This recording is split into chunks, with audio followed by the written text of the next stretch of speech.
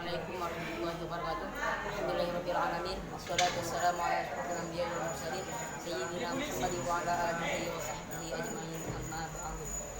Saya muliakan para alim ulama, wabil khusus Pondok Pesantren Tauhidiyah, yakni Kiai Haji Imam Hakim SHMH, yang saya tanggung pengawas Pondok Pesantren Tauhidiyah, yakni Kiai Haji Azhar Mulyadi, yang saya hormati kepala Pondok Pesantren Tauhidiyah, yakni Kiai Qudsi Hashim, yang saya hormati kepala Madrasah Sanawiyah Unggulan Al-Tauhidiyah, yakni Bapak Kawi SKSI MUD, yang saya hormati segenap dewan guru di Madrasah Sanawiyah Unggulan Al-Tauhidiyah, yang saya hormati guru dewan pengajar, yakni Ibu Insinyur Mainah, yang saya cinta sayangi kedua orang tua saya yang ada di rumah, dan juga pula teman-teman yang sama-sama dimuliakan Allah.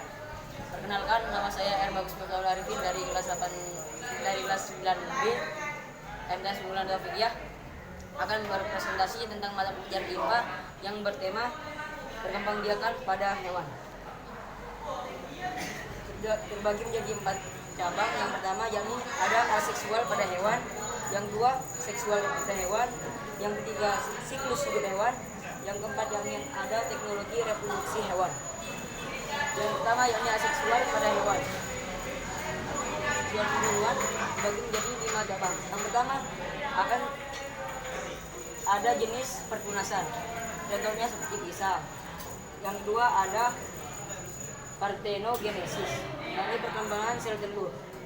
Yang kedua ada fragmentasi, ada yakni perkembangbiakan pada hewan yang rendah. Yang keempat ada pembelahan sel telur 2 kali. Yang terakhir yakni ada pembelahan sel telur.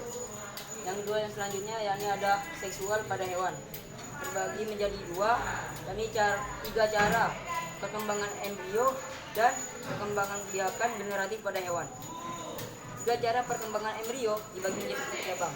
Yang pertama ada ovipar, yang kedua vivipar, yang terakhir ovovivipar. Ovipar yakni perkembangan embrio yang membentuk sel telur. Vivipar yakni perkembangan embrio dalam kandungan janin.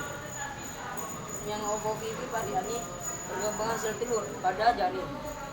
Yang kedua yakni ada perkembangan biakan yang generatif hewan. Yang pertama ada anisogami, yakni peleburan sel telur raja berganda.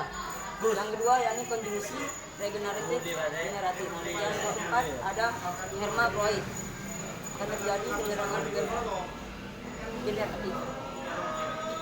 Yang ketiga yakni ada siklus pada hewan. Yang pertama yakni ada metamorfosis, dapat berubah-ubah. Yang kedua metagenesis, contohnya seperti ubur-ubur. Yang keempat, yang terakhir yakni ada teknologi reproduksi pada hewan. Yang pertama yakni inseminasi buatan, dibagi menjadi 2 cabang, yakni ada kontor dan kandungan. Kontornya yakni hewan ternak, akan dilakukan pada hewan ternak. Yang kedua hewan yang sehat dan unggul.